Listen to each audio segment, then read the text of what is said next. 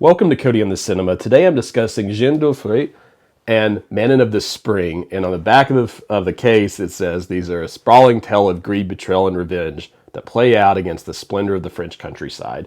And that's sort of the best way to describe the plot in an overarching sense without spoiling a lot of what happens. So there are two films here, and unlike some of their two-packs, you do need to watch these back-to-back. In other words, you wouldn't just want to watch the first one and leave it at that and then put it on the shelf and then look at the second one later. They're very much a greater whole that you need to visit, okay? Both films are of a similar quality. They're both good. This is something that I'm glad that the Criterion Collection put out.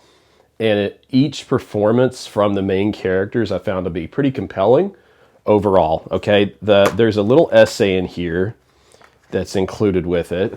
It's nice that you should check into that I might refer to here in a minute. But basically there are a few main players. Some of them show up in the first film, but not the second, and vice versa. So in Jean d'Aufray, you have these two guys who are working together.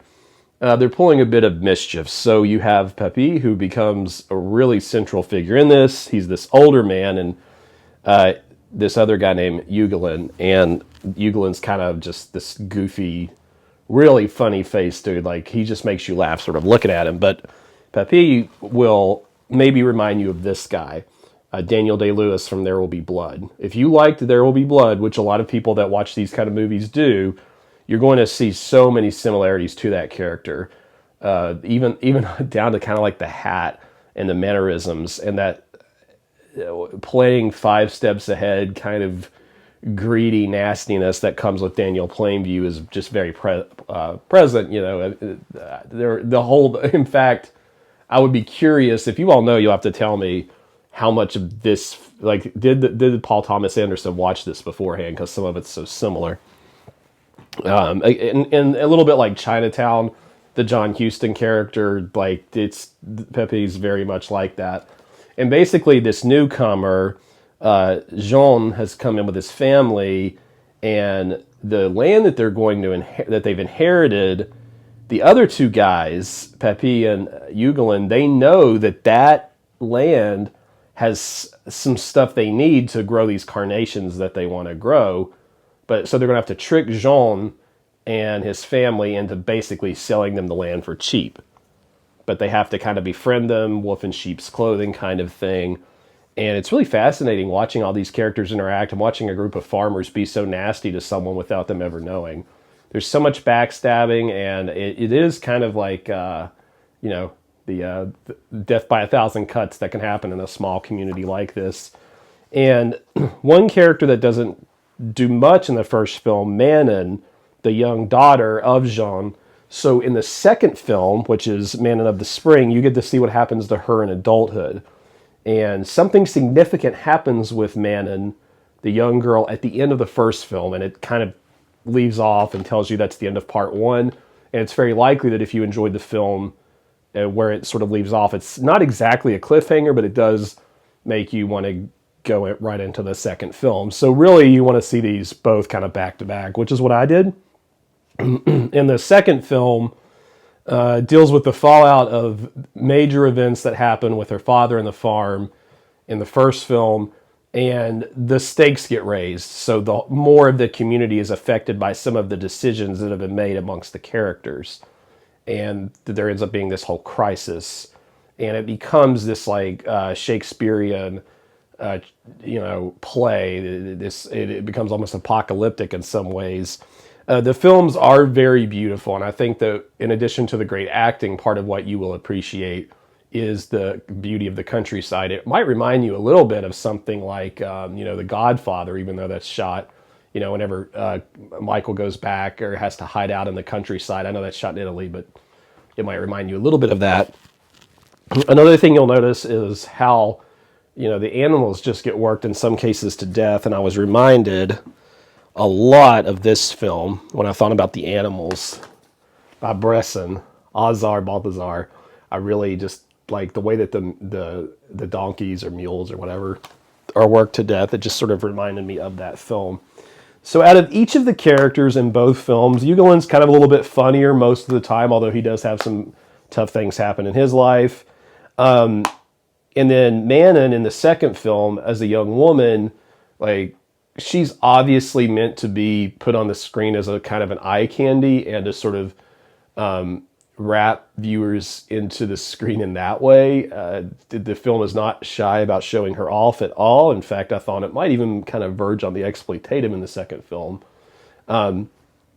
In the first film, though, and the second film, for me, the most compelling character is Papy, the old, troublesome weasel that he is. And his story gets the best arc, I think. I do think the first film you're going to like Jean, the guy who's trying to make his farm work with his family. He has so many harebrained schemes, literally. He tries to raise hares, rabbits. I was thinking about the line from The Wicker Man. It's not a rabbit, it's a hare, silly. Been watching that again for May Day. But like, what's great about it is, like, from the beginning to the end, like, every single plot point pays off somewhere, because there are times that you're kind of thinking maybe this is meandering around or nothing's really happening. But even in those slower moments, and in some of those moments that seem insignificant, especially with the cat and mouse elements of the film, there's a lot of that. It all does eventually pay off, especially in the very end of the second film, which the last 15 minutes of the second film, I think, are the best of all of it. Overall, though, I would say I like the first film a little better than the second, other than, like I said, that very end of that last part. I did want to kind of just throw one thing out here to you, because, like I said, there are these grand themes of, like, greed and revenge and so forth. But in the essay, there's something that I wanted to talk about, because I was expecting a little bit different of a film than I got out of either one. So this is on page 13 of the essay, where it says that, these films are exemplars of what's become known as French heritage cinema. And this was apparently popular in France in the 80s. So they talk about lavish sets, costumes, big budgets, high production values, stunning locations, and star actors that are derived from literary works or based on historical figures. And one thing that it notes here in the essay is that these were kind of condemned as formulaic by, like, French New Wave, filmmakers. And so I think I was expecting something, for whatever reason, a little bit more like that. Like, I've seen a lot of the time when I see something from the 60s on, like I see like Breathless or something, this is very different from that. This is very traditional. And sometimes it almost does feel didactic, maybe to a point, but they are good films nonetheless, and they're very different from that. So if you're expecting a little bit more experimental, you're not going to get that. You're going to get something that follows a little bit more of a traditional formula. And of course, the essay says, right, that these were successful kind of publicly. So, it is a little bit more of a mainstream style of film, and I suspect that this will cast a broader net for the collection. In fact, if you were to show someone a French film for the first time and you wanted to kind of get them into it, and if they liked, countrysides and sort of epic themes, with a kind of black comedy face that ultimately goes pretty dramatic, they might like this. I don't know. So overall, I think if you collect these kind of films, French films, grab it.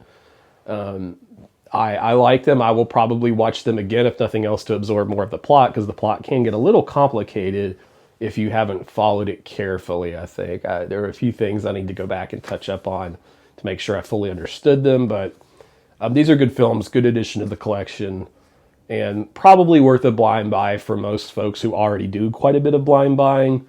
Not in my absolute top favorite in the collection, not in my very top tier, but maybe just below that, which is still pretty high praise. Don't get me wrong, I did enjoy the films, and yeah, they're gorgeous and they're well acted. If you like the content here and found it helpful in any way and you want to click the like button, that would help me out, help grow the channel. And then you can leave thoughts about this film or other French films like it. If you all found any connections to There Will Be Blood, also you'll have to let me know. And consider subscribing if you haven't. I cover lots of these Criterion topics. If I see a film from the collection that's just come out. I try to review it, and for people that maybe are thinking about buying it. And yeah, we'll see you next time, Cody in the Cinema.